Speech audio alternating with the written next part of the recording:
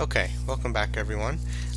So in this video we're going to have just a quick introduction to the concept of momentum, and in further videos we'll be talking about some applications of this concept, but for now it's a pretty easy idea. And basically what momentum is something that Isaac Newton called the quantity of motion. And that's kind of weird until you take a look at what he actually wrote. And he wrote that momentum with a lowercase p is just simply equal to an object's mass times its velocity. So it's kind of like saying it's inertia in motion. Now, something to point out is that this is a vector equation because velocity is a vector and so is momentum. Now technically this is what we call linear momentum because these are for objects moving in a straight line.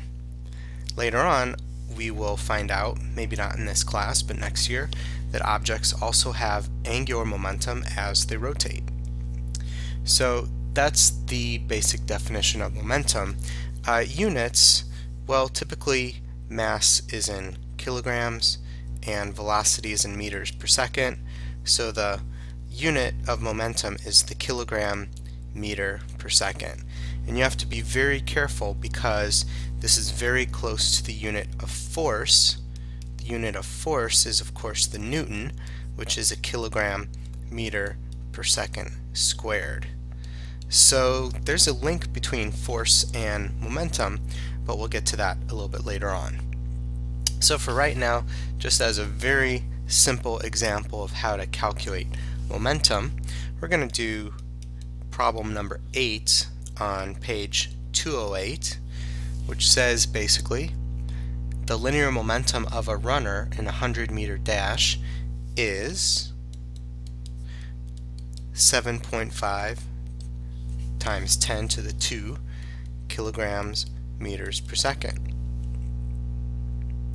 If the runner's speed, so the velocity basically, is 10 meters per second, what is the runner's mass?